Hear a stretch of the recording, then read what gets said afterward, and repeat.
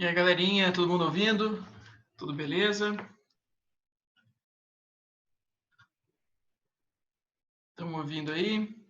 Beleza, Luísa, valeu. Então, vamos começar a segunda parte aqui da aula, tá? A gente vai começar a falar sobre valeu, Luísa, a outra Luísa também, a Luísa Roncolato. As duas Luísas responderam com joinha. Vamos lá. Então, a gente vai começar a falar sobre o Dom João VI. Então, o Dom João VI ele vai estabelecer a sede do Império Português aqui no Brasil. Eu fiz esse mapinha, esse mapa mental aqui, tá? Lembrando que a gente sempre lê no sentido horário, então da direita para a esquerda. Então, a gente começa aqui no chifre da direita e vai nesse sentido, beleza? Se vocês forem fazer um mapa mental, no esquema de vocês, procurem sempre fazer nesse sentido, para vocês darem uma sequência lógica para quem visualiza, tá? Então vamos lá. Então qual que seria o contexto da transferência, né, da vinda da família real para cá? Então é o contexto do bloqueio continental. Ontem na aula eu falei para vocês que o Napoleão tem como inimigo a Inglaterra, né? Não só a Inglaterra, mas como a Rússia, a Prússia, a Áustria e os países absolutistas em geral. Só que o Napoleão não ganha de um, que é a Inglaterra. A Inglaterra não era absolutista, a Inglaterra já era parlamentar, burguesa e coisa assim. Só que a Inglaterra temia a geopolítica dos franceses e também temia que os franceses pudessem se transformar em uma nova concorrente, tanto no sentido político quanto no sentido econômico, beleza? E aí a Inglaterra é uma ilha. O Napoleão sempre foi muito bom em terra, ele era um brilhante estrategista em terra, só que ele, nos mares, a Inglaterra mandava, né? A Inglaterra sempre foi a senhora dos mares desde a época da Elizabeth I, beleza? Então a Inglaterra já tem aí uns 200 anos de uma tradição militar nos mares, tá? Então ninguém praticamente ganhava na Inglaterra. Inclusive quem foi ganhar na Inglaterra nos mares foram os submarinos alemães da Primeira Guerra Mundial. O submarino foi criado para isso, tá? Enfim, o Napoleão não consegue ganhar na Inglaterra, então ele promove o bloqueio continental, ou seja, nenhum país do continente poderia comprar da ilha Inglaterra. Se comprasse produtos, o, o Napoleão prometia invadir esse país. Dois países romperam o bloqueio: Portugal, que o Dom João vem para o Brasil, e a Rússia. A gente viu isso, né? Ontem o Napoleão invade a Rússia, e não dá para falar agora porque não é o momento, né? Mas é o contexto do bloqueio continental, é essa briga entre ingleses e franceses, né? Aí chega o ano de 1807, por quê? O Napoleão sabia que Portugal tinha relações históricas com a Inglaterra. O Portugal tinha relação lá do Tratado de Mitten e tem relações históricas já faz tempo, desde o final da União Ibérica, né? Quando os holandeses deixaram de ser os parceiros e agora você tem a Inglaterra como novos parceiros, né? Então, os portugueses eram muito dependentes dos ingleses. Só que aí tem um problema. Olha só a sinuca de bico que o Dom João tá. Se o Dom João apoiar a França, a Inglaterra promete bombardear Portugal. Você tem que lembrar que Portugal é um país que praticamente está no Atlântico, né? Se o Dom João continuar a parceria com a Inglaterra, o Napoleão promete invadir. Então, olha só o jogo como é complicado. Não importa a quem o Dom João der apoio, ele vai sofrer do mesmo jeito. Então, em 1807, começa a aparecer acordos secretos, né? Isso são coisas mais recentes, né, que a gente descobriu enquanto historiadores. Em 1807, o Dom João começa a fazer um acordo secreto com a Inglaterra de transferir a corte portuguesa, ou seja, a corte portuguesa envolveria a família real, envolveria os funcionários públicos, envolveria os nobres puxa-saco, envolveria um monte de gente e transferir para o Brasil. Por que o Brasil? Porque o Brasil era a principal econômica de Portugal nessa época, né? E o Brasil está longe da Europa, ou seja, o Brasil seria muito difícil Napoleão invadir. Se o Napoleão invadisse, os ingleses prometiam ajudar Portugal aí. Tá? Chega o ano de 1808, o que rola? 1808, o Napoleão resolve invadir a Península Ibérica. Tá? Ele invade a Espanha, derruba o rei da Espanha, e isso inclusive vai facilitar a independência da América Espanhola, né? Então ele invade a Espanha e vai invadir Portugal. E aí a notícia da invasão chegou em Lisboa, e Lisboa está do lado do Atlântico, só que Lisboa até a fronteira da Espanha é um pulo. Vocês têm que lembrar que Portugal é uma tripinha de país, né? Deve ter o quê de leste a oeste? Uns 500 quilômetros, por aí no máximo, não tem mais que isso. Então é uma tripinha de país. Então o que, que teve que acontecer? A galera teve que vazar de Portugal rápido. Inclusive, a gente tem relato de que muita coisa foi esquecida ali no porto. Por exemplo, mala, documento do Estado, né? Muita gente teve que vir meio com a roupa no corpo, praticamente desse jeito. Teve que vir rápido porque o Napoleão estava invadindo. E aí, então, os ingleses escoltaram a família real e a corte portuguesa, escoltaram essa galera para vir para cá, para o Brasil. Então, uma média de 15 mil pessoas vieram para o Brasil e vão se instalar no Rio de Janeiro, porque o Rio de Janeiro já era a capital do Brasil, que o Marquês de Pombal lá atrás tinha transferido, beleza? E aí tem uma questão teórica para a gente pensar. Tem gente que fala que o Dom João é um fujão. Tem gente que fala que ele é um herói. Beleza? Recomendo que vocês assistam aquele filme Carlota Joaquina. Tinha no Netflix, não sei se tem ainda, mas dá uma pesquisada depois na internet. Né? O Carlota Joaquina é muito legal esse filme. É com a Marieta Severo e o Marco Nanini, né? O casal lá que faz A Grande Família. E e claro que o filme é uma tiração de sarro, o filme é uma comédia, é uma piada. E o Dom João, ele sofre muito ali no filme, né? Então, toda hora ele é meio molão, né? Toda hora ele tá com uma coxa de frango na mão, com abacaxi. A Carlota Joaquina sendo mostrada com bigode, né? Porque os quadros da época, né? Quadros de retrato mostravam que ela tinha bigode mesmo, né? Então ela tinha um pouquinho de bigode aí, porque era uma moda espanhola, certo? E mostra ela, né, mandando Dom João, desmandando nele, xingando ele e também metendo o chifre no Dom João, tá? E o Dom João com o molão, ou seja, a figura que o Dom João é tratado ali é como se fosse um banana, tá? Ele é mostrado como se fosse um banana. Ou seja, essa figura que o Dom João é um banana, que ele é um fujão, que ele é um covarde, que ele é um bunda mole, quem fez foi a historiografia portuguesa, ou seja, os historiadores portugueses, principalmente da época da ditadura do Salazar, no século XX, né, desde a Segunda Guerra Mundial até os anos 60, como era uma ditadura nacionalista e coisa assim, eles olhavam o passado e falavam que o Dom João era um fujão, de que ele tinha que ter ficado lá, ter combatido o Napoleão, e mesmo que morresse pela glória portuguesa, ou seja, uma visão nacionalista, né? Só que os historiadores brasileiros, dos anos 80 para cá, pós-ditadura, tanto em Portugal quanto no Brasil, eles começaram a olhar a figura do Dom João não como um fujão, mas como um possível herói, como um possível estrategista. Por que isso? Porque o Dom João é praticamente o único chefe de Estado, é o único rei europeu que se manteve no poder com o Napoleão. O Napoleão cai do poder, o Dom João participa do Congresso de Viena, né, que é a restauração da Europa pós-Napoleão. E ele praticamente é o único mandatário europeu que sobreviveu aos ataques do Napoleão. Ou seja, ele poderia ser considerado um herói. E outra coisa, ele transferiu Portugal para o Brasil. Ele transferiu a corte, ele transferiu o funcionamento do Estado, o próprio Estado, a família real. Ou seja, ele manteve o reino português funcionando com a invasão napoleônica. Ou seja, seria ele um estrategista?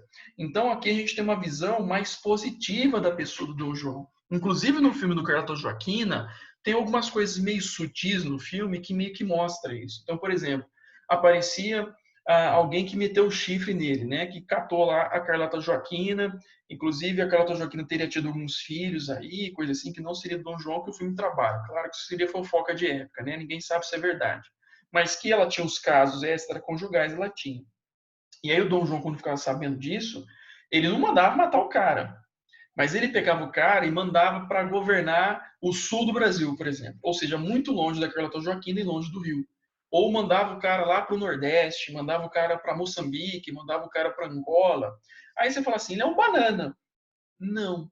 Aí que tá. Se ele bater de frente com essa galera, é uma galera da elite. Então ele meio que vai contrair inimigos, ele vai contrair descontentadores, pessoas descontentes com essa política, entenderam?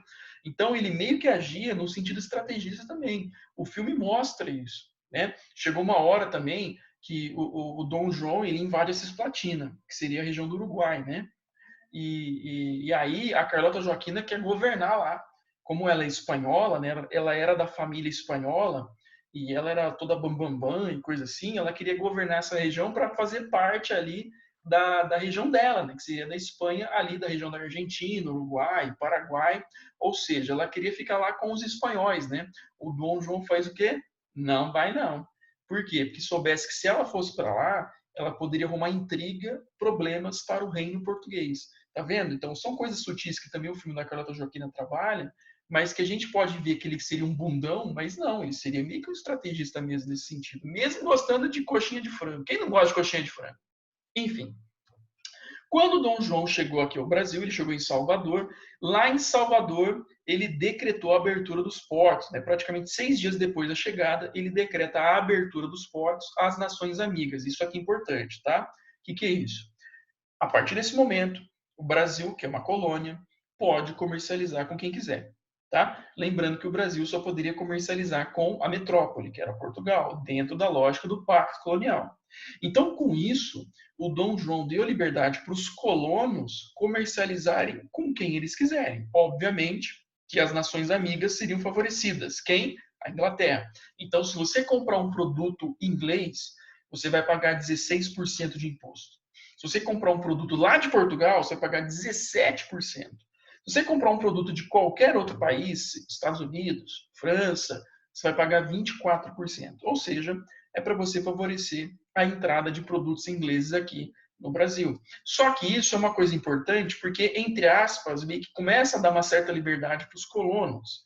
E aí, uma coisa que vocês têm que guardar. Tem gente que defende a tese de que a presença da família real aqui vai acelerar a independência. Tanto é que Inconfidência Mineira e Baiana e a presença da família real fazem parte daquilo que a gente chama de crise do sistema colonial.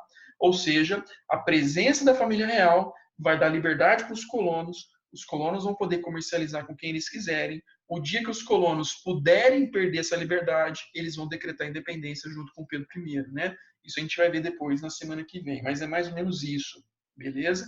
Enquanto tem um outro grupo de pessoas que defende a ideia de que a família real vai retardar o processo de independência, justamente porque já teve tentativas aí, né, com a revolta dos mineiros e a revolta dos baianos, com a presença da família real. Você tem aqui o Estado português presente, isso meio que retardaria. Só que a primeira tese, né, que eu falei para vocês, é a mais aceita hoje. Tudo bem, gente? Vocês entenderam isso? Vamos continuar. Os produtos ingleses, então, a partir disso, têm liberdade de atuar aqui no Brasil, eles vão pagar menos impostos para circular. Os portugueses também aqui vão ter um conforto, né, um modo de vida europeu, vão conviver praticamente como se estivessem na Europa, né, com produtos importados. Depois eu vou comentar algumas diferenças que vai rolar aqui. Então, de uma forma geral, a gente pode falar que vai rolar o fim do Pacto Colonial. Né? Então, o Brasil vai se tornar o centro de Portugal. Em 1810, a gente tem o Tratado de Aliança e Amizade, onde os ingleses só podem ser condenados com tribunais ingleses. Por quê? Porque a partir de agora a gente tem muito estrangeiro aqui no Brasil. Não só estrangeiros lá de Portugal, mas também estrangeiros da Inglaterra. Muitos ingleses vão estar aqui, mas também muitos franceses, muitos holandeses, né, vão estar aqui e também gente de outros países. Então você tinha muito estrangeiro aqui no Brasil, principalmente ingleses, né? Então você tem muito soldado inglês, muito comerciante inglês, viajante, coisa assim. Então, se eles cometessem um crime, sei lá, estupro, assassinato, alguma coisa assim, eles não poderiam ser condenados por tribunais portugueses, mas ingleses. Ou seja, os ingleses meio que teriam uma passada de pano aí. O máximo que poderia acontecer, eles seriam mandados embora daqui, mas não seriam presos pelos governos de Portugal aqui no Brasil, tá? Mais ou menos isso. O Tratado de Comércio e Navegação é o tratado que vai confirmar a abertura dos portos. Então, a partir disso, de uma forma oficial, produtos portugueses pagam 16% de imposto, portugueses pagam 17% e outros países pagam 24%, ou seja, os produtos ingleses vão ser favorecidos. Você pode comprar de outros também, mas você vai pagar mais imposto. A ideia é essa, tá? Vamos lá. Chega o ano de 1815, o Brasil vai ser elevado ao Estatuto de Reino Unido de Portugal e Algarves, né? 1815 é quando o Dom João VI vai participar do Congresso de Viena, né? Todos os países invadidos pelo Napoleão se reuniram no Congresso de Viena, lá na Áustria, justamente para promover a ideia da restauração, da legitimidade, blá blá blá, que a gente viu ontem. certo? Nessa época, a Maria Louca, né, que era a mãe do Dom João, e ela era louca mesmo, provavelmente ela tinha esquizofrenia ou Alzheimer, alguma coisa do tipo, demência também, né, que são essas doenças que uma doença neurológica, e ela tinha muito problema, né? Como ela era rainha-mãe, ela, enquanto ela não morresse, o Dom João não poderia ser rei. Ele tinha o título de príncipe. Ela morreu, nessa época vai acontecer o Congresso de Viena, e aí o príncipe Dom João torna-se rei Dom João, e aí o Brasil vai se tornar o Reino Unido de Portugal e Algarves. Quer dizer que o Brasil deixou oficialmente de ser colônia. O Brasil se tornou a sede de Portugal, né? Então, o centro do governo português, o centro do país Portugal é o Brasil, não é mais Portugal lá na Europa. Isso aqui é uma coisa extremamente importante, porque depois, o dia que isso terminar, os brasileiros vão querer independência, tá? Vamos lá. O Dom João, então, com a família real, vieram para o Brasil e eles vão se instalar no Rio de Janeiro. O Rio de Janeiro era uma cidade colonial muito antiga, lá de 1570, por aí, né? Antes era um forte, depois vai ganhar o estatuto de vila, lá atrás, lá no começo do século, no final do século XVI. E praticamente o Rio de Janeiro nunca teve reforma, né? O Rio de Janeiro tinha mais ou menos 40 mil pessoas, 30, 40 mil pessoas habitantes. Está chegando 15 mil, ou seja, praticamente está tendo 50% a mais de pessoas. Onde que vai ficar essas pessoas? Muita gente teve que ficar na casa dos colonos, né? Os colonos ganharam um monte de símbolo passava a gente do governo nas casas colocando um carimbo, aquele carimbo com R, né? Do real. Então, quer dizer o quê? Que essa casa vai ter que receber alguém de Portugal, obrigatoriamente. Então, você tinha um quarto, você vai ter que sair desse quarto para receber alguém lá de Portugal na sua casa. Porque não tem onde essa galera ficar, tá? Começa por aí. Segundo, está chegando 15 mil pessoas para cá e aí você tem que reformar a cidade. Então, o Rio de Janeiro vai passar por um primeiro processo de reforma. Ruas vão ser asfaltadas, ruas vão ser alargadas, vai ter a promoção de saneamento básico, né? Porque você não tinha nada disso, tá? Você tem um relato de mau cheiro no Rio de Janeiro. O Dom João vai ter que tentar resolver isso. Não resolve muito, né? Mas já começa a fazer alguma coisa disso, né? De uma reforma sanitária, beleza? Você tem a construção de iluminação pública, porque até então também as ruas eram todas escuras, você não tinha iluminação nas ruas do Rio de Janeiro. Ele vai promover iluminação pública, principalmente nos bairros do centro, né? Iluminação a gás. E aí tem uma questão importante que vocês podem pensar, tá, gente? Isso pode ser aplicado em sociologia também. Como que ambientes iluminados promovem menos criminalidade? Isso é histórico, tá? Isso é registro em Londres, Paris, Nova York. Tanto é que tem um quadrinho do Will Eisner, que é considerado o pai das histórias em quadrinhos dos Estados Unidos, o deus da história em quadrinhos dos Estados Unidos, que ele tem uma charge muito legal. Ele está sendo uma pessoa, está andando em Nova York, e aí ele percebe que tem alguém perseguindo ele atrás, né? É um assaltante. O que ele faz? Essa pessoa que está sendo perseguida é à noite, ela para embaixo de um poste de luz. Como ela está sendo iluminada, o bandido vai embora.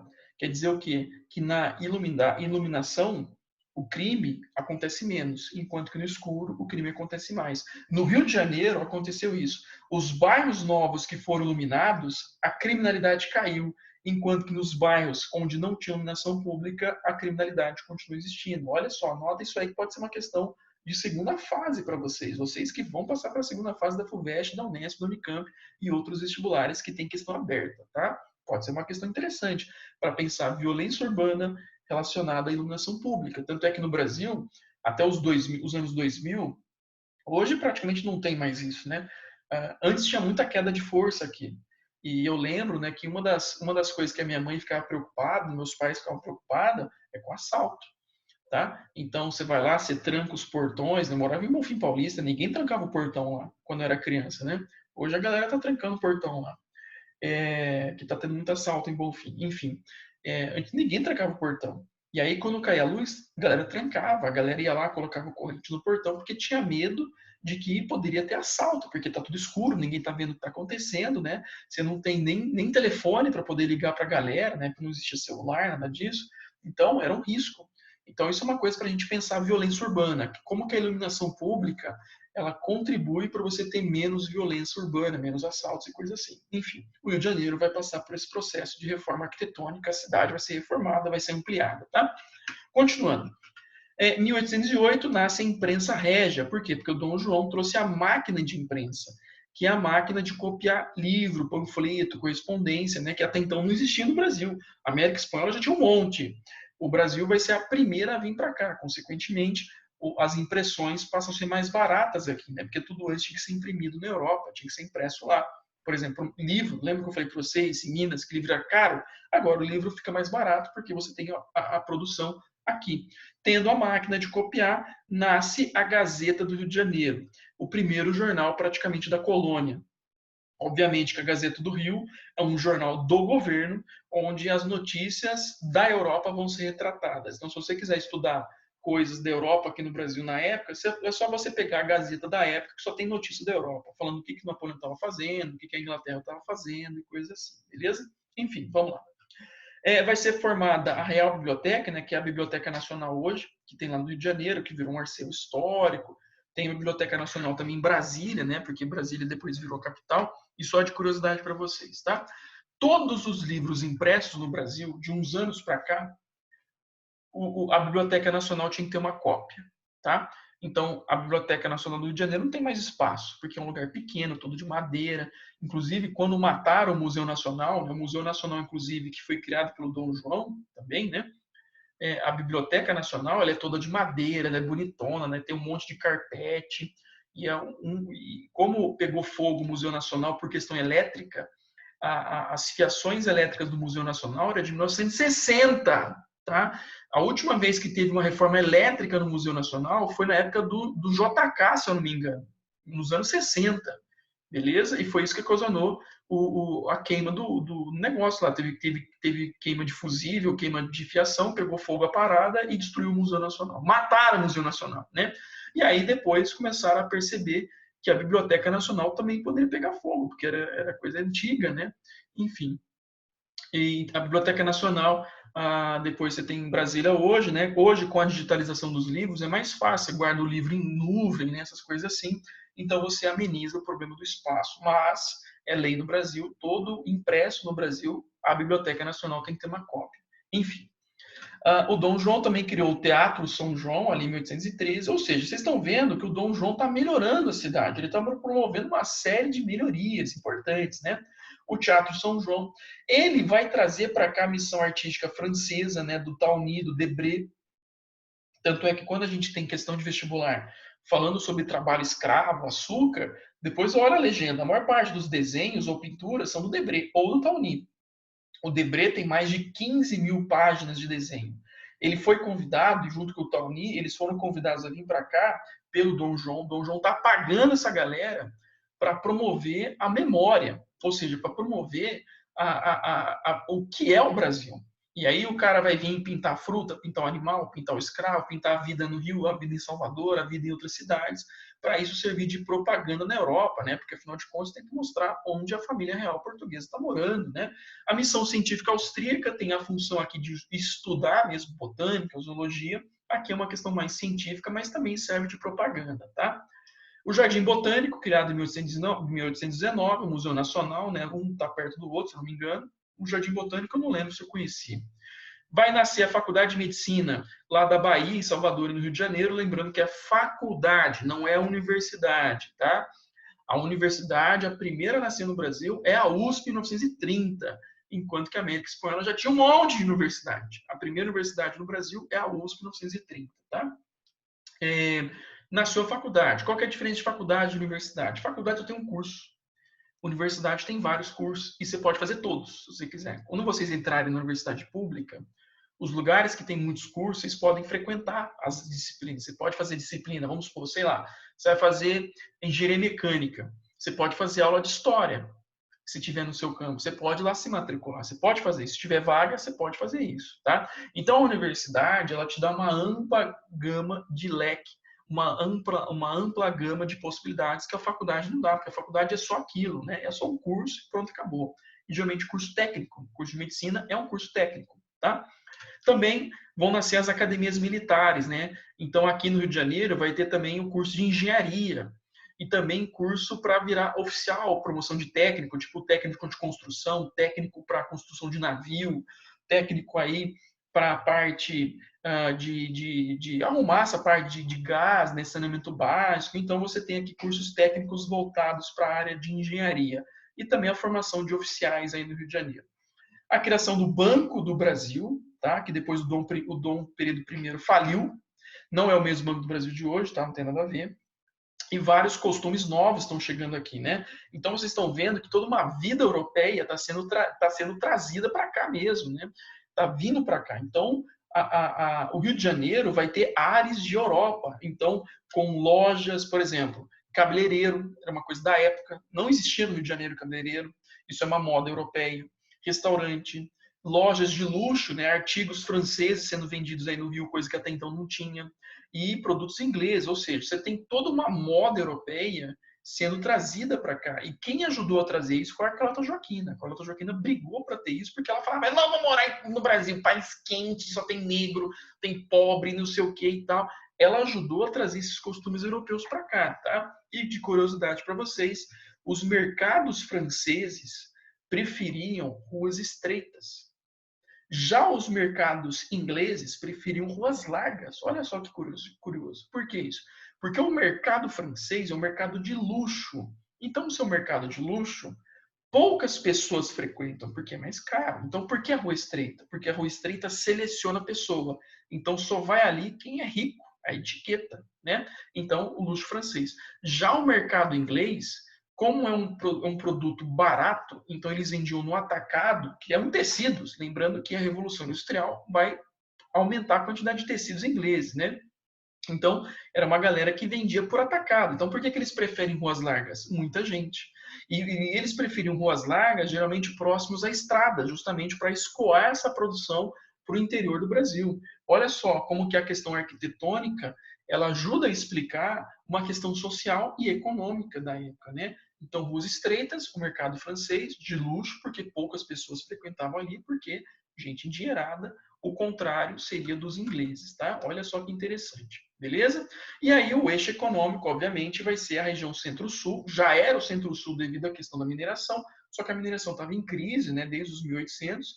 Então, o eixo centro-sul se confirmou como grande força econômica dessa época, tá certo, gente?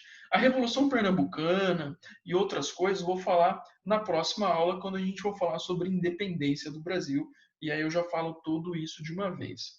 Tá certo, gente? Então eu vou terminar por aqui. Vocês têm alguma dúvida? Querem mandar alguma dúvida aí? Perguntem, tá? Senão eu vou terminar aqui.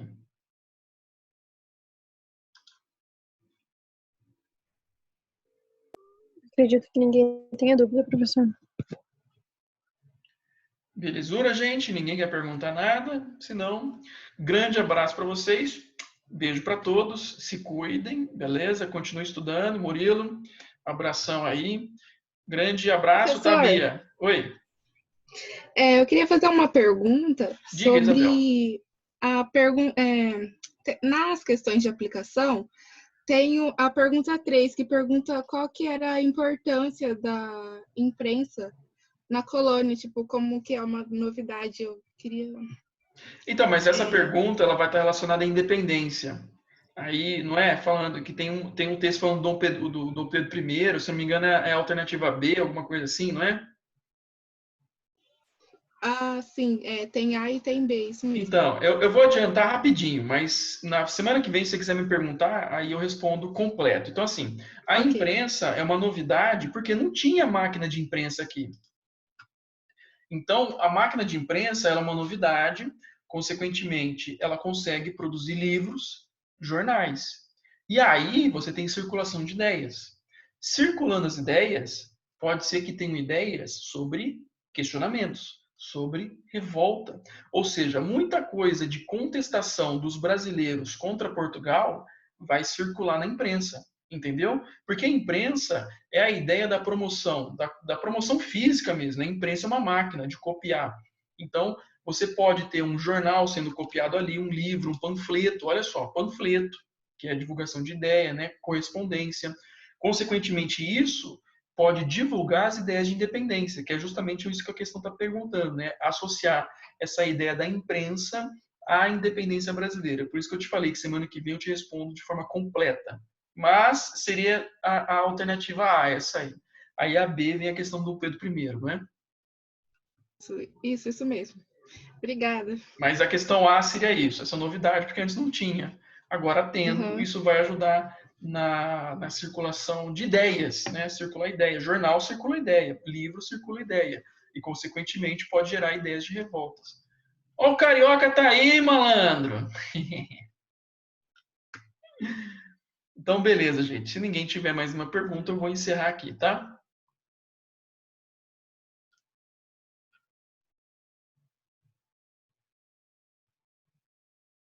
Então, eu vou terminar aqui, tá, gente? Grande abraço, beijo para vocês. Até a próxima. Se cuidem, continuem estudando. E agora que vocês têm uma oportunidade mais ainda, né? Porque o Enem vai ser postergado, dá para estudar mais coisas ainda, tá? Tchau para vocês, grande abraço, tá, gente?